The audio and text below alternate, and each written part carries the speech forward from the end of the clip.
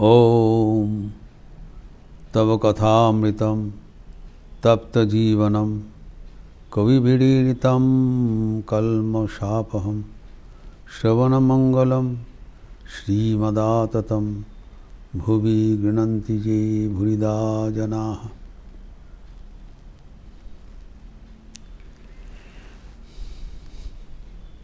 ठाकुर के बलराम भवन में सत्प्रसंग हुआ, बहुत ही रोचक चर्चा हुआ।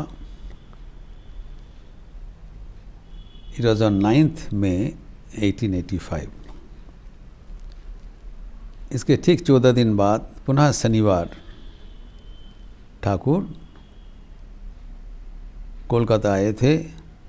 अभी उनके दूसरा भक्त रामचंद्र दत्त के घर में।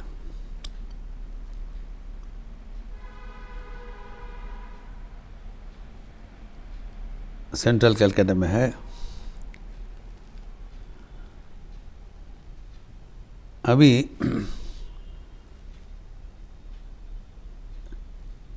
ठाकुर शाम को 5 बजे आके उपस्थित हुआ है और इट इज़ प्री अरेंज।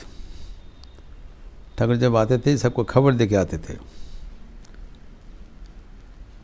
ताकि उनके अंतरंग भक्त उनके पास आके सत्संग कर सके।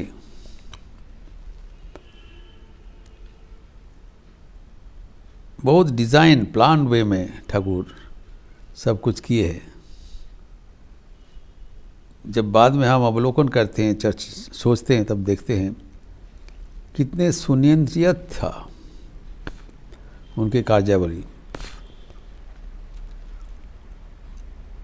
He gives time to the devotees to assimilate his ideas and again come to take them forward further. और उनके अंतर्धान का और 1 साल बाकी है, जल्दी करना पड़ेगा। इन लोग बहुत लेट आके पहुँचे हैं, इंतज़ार करते थे माँ, और कितना दिन इंतज़ार करना पड़ेगा, जल्दी भेजो। उनके मिशन है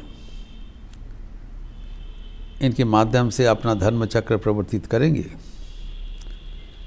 दे आर द इंटीमेट वंस। और उनके एक ही लक्ष्य है आध्यात्मिकता, spirituality, just infuse spirituality among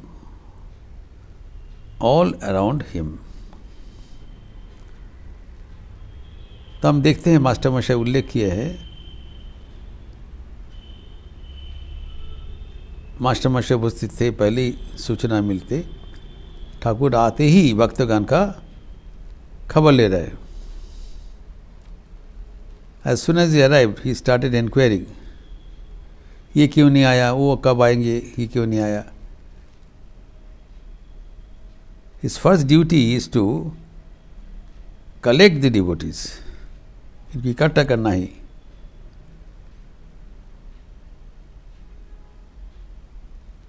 जिसे हम लोग गंगा स्नान करने के लिए जाते हैं, यहाँ पर क्या देखते, गंगा ही खुद आगे बढ़कर उपस्थित हो गया ताकि इन लोग आसानी से स्नान कर सके। इन लोग पहुंच नहीं पा रहा है दक्षिणेश्वर में, यद्यपि not very far, hardly 12 kilometres from Shyam बाजार। लेकिन इन लोग के इतना अवसर नहीं है, समय नहीं है, फुर्सत नहीं है, तो ठाकुर खुद आगे उपस्थित होते हैं at the heart of Kolkata in those days. और आते ही प्रश्न कर रहे, वो छोटे नरेन नहीं आया। फिर कहते हैं और वो मतलब जो मास्टर मशा का भाई है, किशोरी। फिर पूछ रहे नरेंद्र नहीं आया, गिरीश नहीं आया।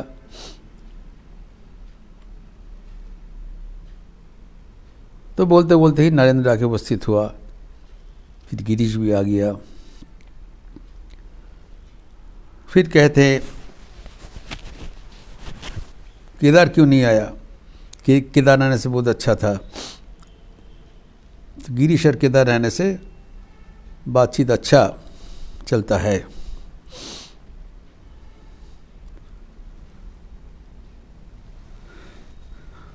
तो पहले भक्त सम्मेलन इकट्ठा करवा लेते हैं, फिर वहाँ पर रामचंद्र नीचे उनका हॉल बैठक खाना में, दफ्तर खाना में आयोजन हुआ भक्तगण को बैठने का। फिर संकीर्तन का बंदोबस्त हुआ।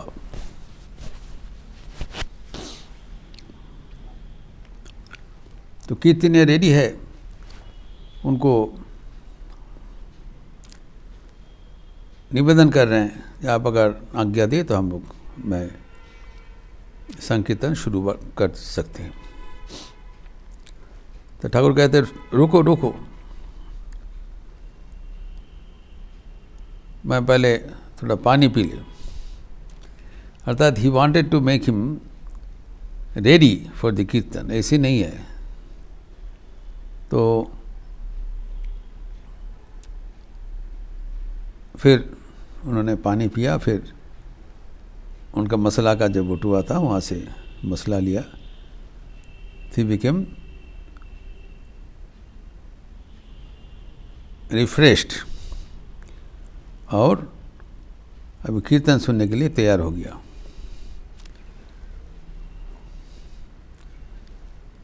तो क्या कीर्तन हुआ? पहले जैसे कीर्तन का उस समय में नियम था, अभी भी है, गौड़ चंद्रिका। अर्थात पहले जो श्री चैतन्य देव का भाव से कुछ कीर्तन शुरू होता है, गौरांग प्रभु। लेकिन जैसे गौड़ चंद्रिका मतलब इसे शुरुआत है, इंट्रोडक्शन गौड़ चंद्रिका कहा जाता है, जिसे यह शुरुआत है कीर्तन का। जो भी राधा कृष्ण का मिलन होगा, कुछ भी होगा, मिलन होगा, माथुर होगा, गौड़ चंद्रिका जस्ट बिगिनिंग। सुनते ही ठाकुर समाधिस्थ हो गए और नित्य गोपाल बैठे थे, उच्च कोटि का साधक, युवा भक्त। उनको गोद में पैर फैला के वो बिल्कुल समाधि मग्न हो गए।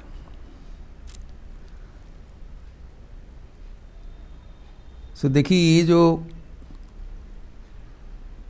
कलकत्ता जो जगह है, विषयी का जगह है, और भक्तगण की इकट्ठा करके पहले ही वातावरण एक आध्यात्मिक अति चेतन का वातावरण प्रस्तुत कर दिया। खुद ही आपने को उस स्तर में उन्नीत करते हुए द बिगिनिंग है set, he set the platform और डिस्कशन का जो माहौल तैयार कर दिया। इसके बाद आपको यहाँ पर विषय का तो होने का कोई संभावना नहीं होगा। इतनी उच्च अवस्था में चले गए, सब कुछ, सब आदमी स्तंभित होकर देख रहे हैं। ये दैवी दर्शन, सामने एक व्यक्ति बैठ के भगवान के साथ तल्लीन हो गए, एक दूसरे स्तर पर उन्नीत होकर, जागृत अवस्था में नहीं है, अति चेतन अवस्था में चले गए, सुपर कॉन्शियस स्टेट। जब थोड़ा बहुत प्रकृतिस्थ हुआ,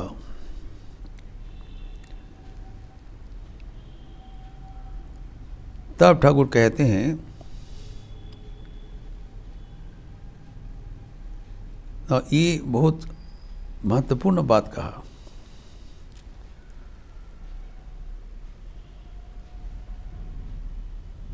अभी देखिए, जब भावावस्था में चले गए कीर्तन सुनते हुए, तब उनको शारीरिक का क्या परिवर्तन हुआ, सोचने का, समझने का बात है। उसका आंखें बंद हो गया, he is not seeing with his eyes the world around him. पहले जिस अवस्था में थे सबको खोज खबर ले रहे थे, he was in a very much in a normal wakeful state, जागृत अवस्था में थे। फिर कीर्तन सुनते ही उनका मन अति चेतन अवस्था में चले गए, तो आंखें बंद हो गया। आज जब थोड़ा बहुत प्रकृतिस्थ हुआ, आँख थोड़ा खुला, खुलने के बाद ही seeing the people around him. अभी तक क्या दर्शन करते थे? भगवान को दर्शन हो रहा था आंखें बंद करके। अभी ठाकुर बोल रहे हैं, एक प्रश्न उठा रहे हैं, आपने आंख बंद करके प्रश्न कर रहे हैं, अगर ऐसी होता है तो भगवान है, और आंख खोल कर प्रश्न कर रहे हैं ऐसी होने से कि भगवान नहीं रहेंगे। He is in a state where he is interacting with God when his eyes are closed. He is himself asking, as soon as the eyes are open, does God vanish? This is the ये स्वर्णिम प्रश्न करना है, golden question he has asked before the entire world, कि हमें जो ईश्वर के साथ संयुक्त होना है वो कौन अवस्था में होना है। We always feel that God is to be interacted in a different level, इसलिए हम लोग आंख बंद करके ध्यान करते हैं। आंख खोल के तो भगवान को नहीं दिखाई पड़ता है, तो आंख बंद करके जो हृदय में जो भगवान है उसको दर्शन करने का, कल्पना करने का प्रयास करते हैं, ताकि भीतर में कम से कम आंख बंद करके कोई भी अवस्था में दर्शन हो जाए। ठाकुर का शिक्षा है कि न केवल आंख बंद करके भगवान को दर्शन करना है, आंख खोल करके भी भगवान को दर्शन करना चाहिए। तो इसको उन्होंने कहा है, जो आंख बंद करके जो भगवान को दर्शन है वो है नित्य अवस्था, और आंख खोल करके जो भगवान को दर्शन है वो लीला अवस्था। ठाकुर ये बोल रहे हैं, अगर नित्य में उनका दर्शन होता है तो लीला में भी होना चाहिए। तो आंख खोल करके जो भगवान को दर्शन करने का जो कॉन्सेप्ट, चिंतन ठाकुर ने यहाँ पर रखा है, इसी को ही स्वामी विवेकानंद परवर्ती काल में उनकी कविता में लिखा है, सकार प्रति, बहुरूपे सन्मुखे तुम्हार ছাড়ি কোথা খুঁজিছে ঈশ্বর, जीवे प्रेम करे जेईजन সেই জন সেবিছে ঈশ্বর। भगवान जीता जागता रूप में आपको चारों ओर विद्यमान है, आँख खोल के उनको दर्शन करो। ये मत सोचो आँख बंद करने से ही ईश्वर का दर्शन होता है और आँख खोलने से वो अदृश्य हो जाते हैं। और दर्शन करने के बाद उनके प्यार के माध्यम से जीवन धन्य करो, सफल करो। जीवन का उद्देश्य है ईश्वर को प्यार करना, भगवान के भालोबासे जीवन उद्देश्य। तो हम सोचते भगवान एक अतीन्द्रिय अनुभूति का विषय है, इंद्रिय ग्राह्य नहीं है, not within the reach of our senses, is beyond our senses, extra sensual perception. Thakur उस अवस्था में भगवान को दर्शन करने के बाद जब निम्न भूमि में उनका अवतरण हो रहा है, just on the juncture of अति चेतन और चेतन,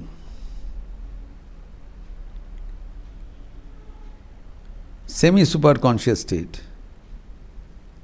तब उस अवस्था में आरूढ़ होकर भगवान बोल रहे हैं कि ईश्वर को दो ही स्तर में अनुभव करना, उसके साथ सम्मिलित होना संभव है।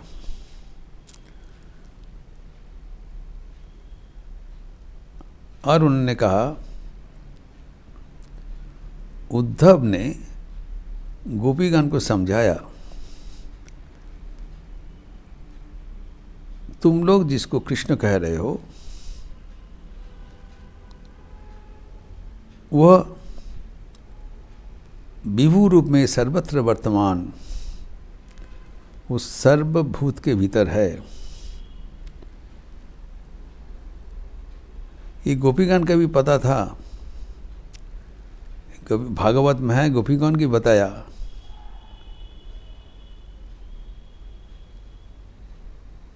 न खलु गोपिका नंदन भगवान, आपकी सिर्फ गोपिका नंद, न खलु गोपिका नंदन भगवान, आप सिर्फ गोपिका नंदन नहीं है, निखिल, जो निखिल सब कुछ है, सर्वांतर अंतरदृक सबके भीतर में आप बैठे हुए हैं। यद्यपि हम आपको कृष्ण रूप से प्यार कर रहा हूँ, लेकिन हमें पता है आप विभु रूप में सर्वत्र वर्तमान। जो उद्धव इन लोग को समझाया, उनको पता था, महाज्ञानी थे। तभी ठाकुर नित्य लीला का जो विभाजन अब तक चल रहा था, इसका एक समन्वय कर रहे हैं। समन्वयचर्य है, विभिन्न जो क्षेत्र में, आध्यात्मिक क्षेत्र में समन्वय ही समन्वय उनका जीवन का व्रत था। धर्म समन्वय, भाव समन्वय, योग समन्वय, सब कुछ में समन्वय। अभी यहाँ पर जो ज्ञान और भक्ति का जो आपात विरोध है, इसका समन्वय कर रहे हैं। इसमें एक नया कॉन्सेप्ट इन लोग दे रहे हैं।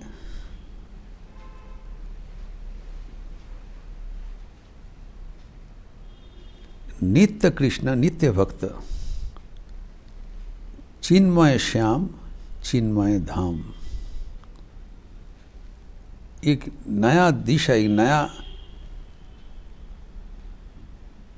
जो ज्ञान का रोशनी ठाकुर साहब के भीतर दे रहे हैं। छोटा छोटा बातों के भीतर अतीव गंभीर आध्यात्मिक भाव ठाकुर प्रकाश कर रहे हैं।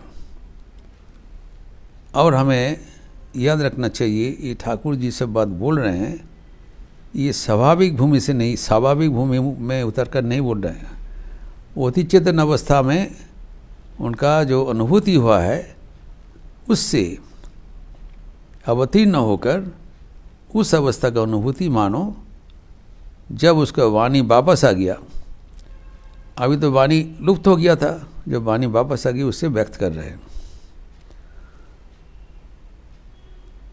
तो चिन्मय श्याम और चिन्मय धाम का बात है, ये ठाकुर विस्तार कर रहे हैं, जिसका चर्चा हम अगले दिन करेंगे। गंभीर विषय है।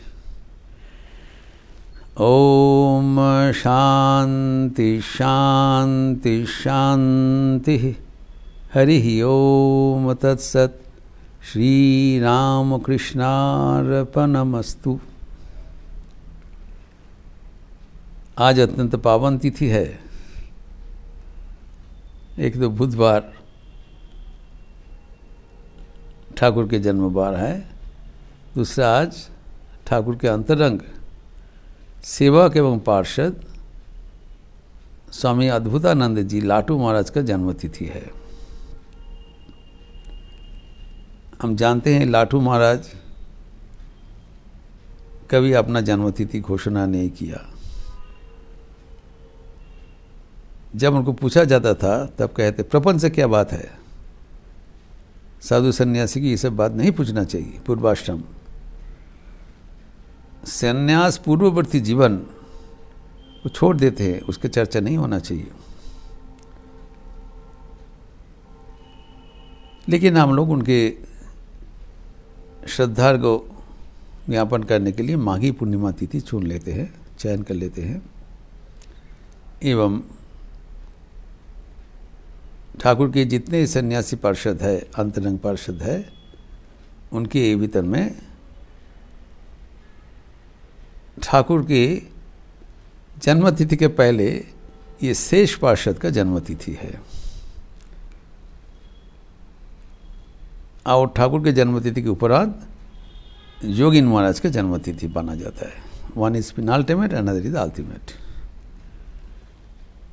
तो आज उनकी जन्मतिथि है। शाम को उनकी जीवनी तथा वाणी पर प्रवचन होगा। मेरा एक चर्चा रहेगा और वह है life and teachings of Swami Adbhutananda ji Maharaj, the miracle of Shri Ramakrishna. उनका अद्भुत जीवन,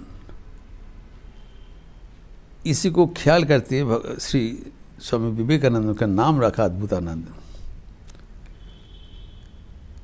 कैसे अद्भुत उनका जीवन था, कैसे अद्भुत उनका अनुभूति था, ये एक अपूर्व अद्भुत गाथा, इसका चर्चा हम करेंगे। शाम को संध्या आरती 6:30 बजे है और संध्या आरती के उपरांत 7:10 से चर्चा होगी। आप लोग स्वागत है। आज पावन तिथि है, आप लोग को बधाई। अच्छा रहिए, स्वस्थ रहिए, आनंद में रहिए। नमस्कार।